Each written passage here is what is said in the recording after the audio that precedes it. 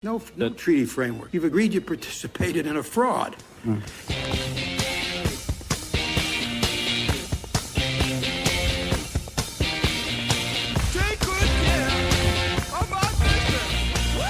But while the companies face unprecedented fines, the investment firms do not have to admit any wrongdoing. When you're this large and you're dealing with this many products and this many customers, mistakes happen. On the contrary, of course, these are not mistakes at all. On the contrary, these excesses or excessive tolerance for exceeded creditworthiness are inevitable consequences of multiplying artificial indebtedness until we can no longer service the resultant sum of debt, and yet would have to merely to maintain a vital circulation according to the imposed, ever unjustified rules of the system of exploitation. The financial services industry seems to have a level of criminality that is, somewhat distinctive. When was the last time that Cisco or Intel or Google or Apple or IBM, I totally agree with you about high-tech versus financial services, but high-tech... So how come? High-tech is a fundamentally creative business where the value generation and the income derives from actually creating something new and different. Beginning in the 1990s, deregulation and advances in technology led to an explosion of complex financial products called derivatives. Economists and bankers claimed they made markets safer. But no.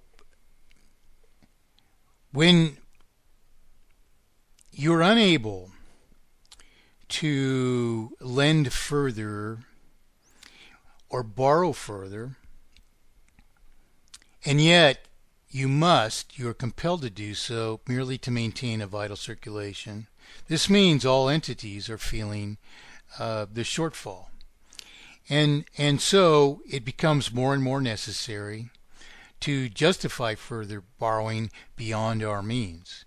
And so, likewise, derivatives are a natural consequence of the obfuscation of the currency, particularly in the end of the life cycle of the subject system.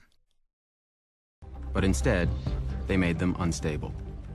Since the end of the Cold War, a lot of former physicists, mathematicians decided to apply their skills not on Cold War technology, but on financial markets. And together with investment bankers and hedge funds, creating different weapons. Absolutely, as Warren Buffett said, weapons of mass destruction. Regulators, politicians, and business people did not take seriously the threat of financial innovation on the stability of the financial system. Using derivatives, bankers could gamble on virtually anything. They could bet on the rise or fall of oil prices, the bankruptcy of a company, even the weather. By the late 1990s, derivatives were a $50 trillion unregulated market. In 1998, someone tried to regulate them. Brooksley Born graduated first in her class at Stanford Law School and was the first woman to edit a major law review. After running the derivatives practice at Arnold & Porter, Born was appointed by President Clinton to chair the Commodity Futures Trading Commission, which oversaw the derivatives market. Brooksley Born asked me if I would come work with her. We decided that this was a serious, potentially destabilizing market. Yet, as we have explained, owing to the perpetual multiplication of artificial indebtedness by the obfuscation of the currency, should they have succeeded in arresting this purported market or industry, neither of which it is, of course, if they had succeeded in arresting it, of course, they would have denied the ability to falsify solubility, which is necessary to persist in borrowing further in the private sector. So, on the one hand, if they succeeded, the economy would have failed, and on the other hand, if they failed, the economy would have gone on to fail in any case. And why? Because the underlying obfuscation of the currency inherently and irreversibly and therefore terminally multiplies artificial indebtedness even inherently at an ever-escalating rate. In May of 1998, the CFTC issued a proposal to regulate derivatives. Clinton's Treasury Department had an immediate response. I happened to go into Brooksley's office, and she was just putting down the receiver on her telephone, and the blood had drained from her face. And she looked at me and said, "That was Larry Summers. He had 13 bankers in his office." He conveyed it in a very bullying fashion, sort of directing her to stop. The banks were now heavily reliant for earnings on these types of activities. And that led to a titanic battle to prevent this set of instruments from being regulated. Shortly after the phone call from Summers, Greenspan, Rubin, and SEC Chairman Arthur Levitt issued a joint statement condemning Bourne and recommending legislation to keep derivatives unregulated. Regulation of derivatives transactions that are privately negotiated by professionals is unnecessary. She was overruled, unfortunately, first by the Clinton administration and then by the Congress. In 2000, Senator Phil Gramm took a major role in getting a bill passed that pretty much exempted derivatives from regulation. They are unifying markets, they're reducing regulatory burden. I believe that we need to do it.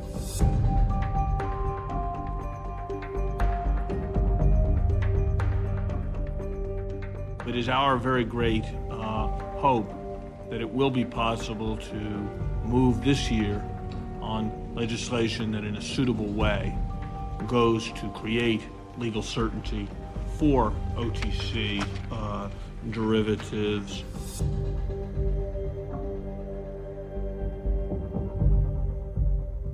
I wish to associate myself with all of the remarks of Secretary Summers. In December of 2000, Congress passed the Commodity Futures Modernization Act. Written with the help of financial industry lobbyists, it banned the regulation of derivatives. Once that was done, it was off to the races. And the use of derivatives and financial innovation exploded dramatically after 2000. So help me God. So help me God.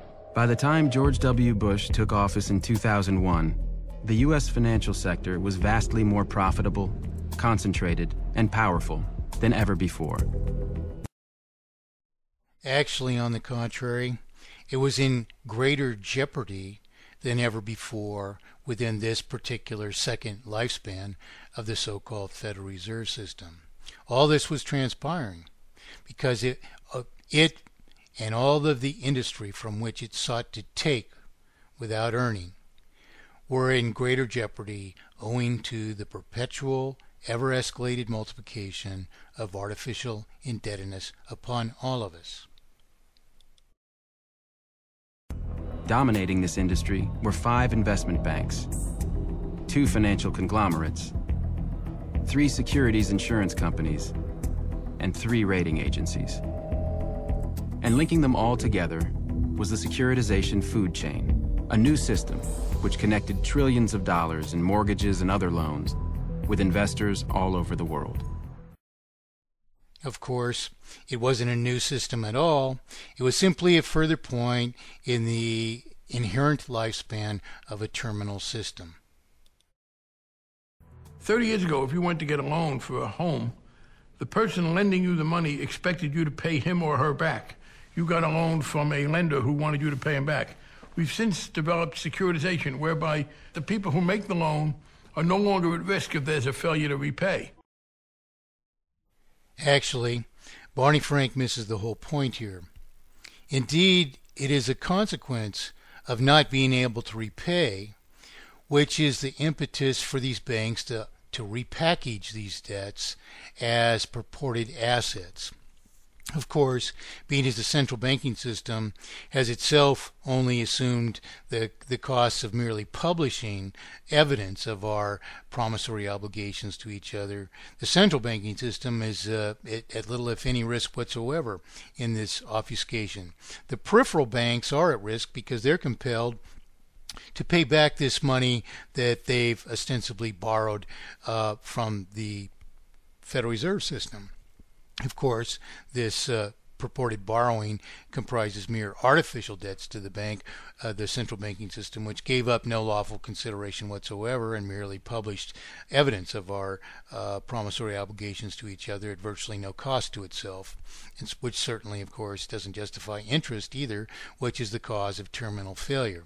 But so it's the final stages of the lifespan of this inherent irreversible multiplication of artificial indebtedness in proportion to capacity to pay, which compels these purported financial entities to offload these debts, which are going to go bad.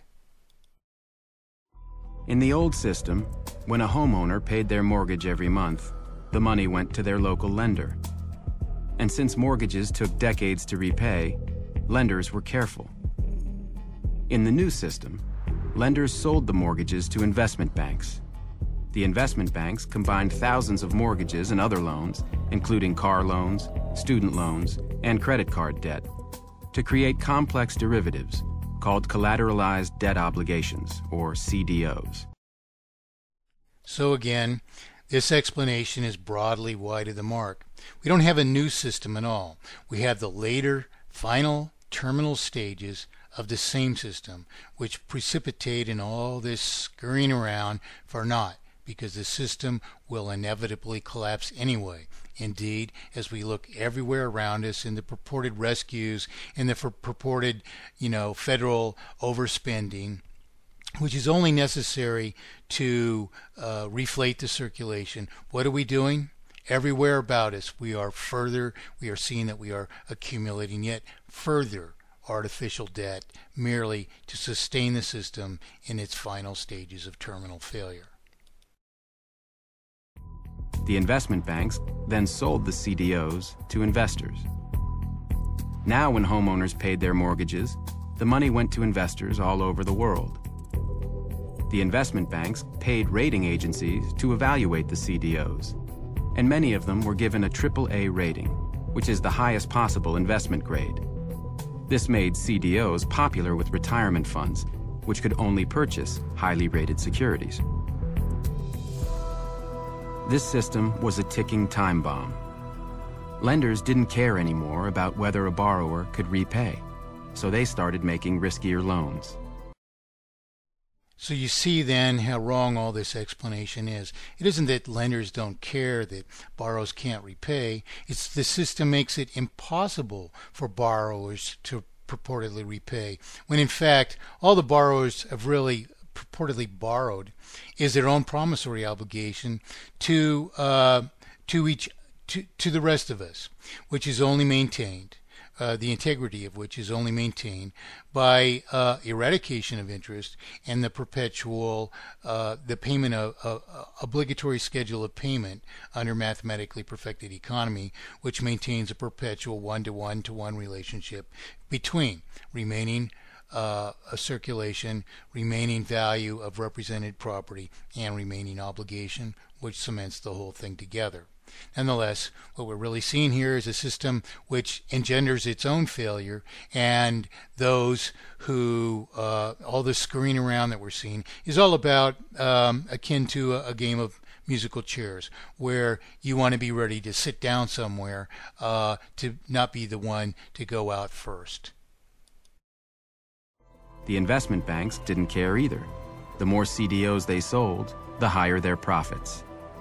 And the rating agencies, which were paid by the investment banks, had no liability if their ratings of CDOs proved wrong.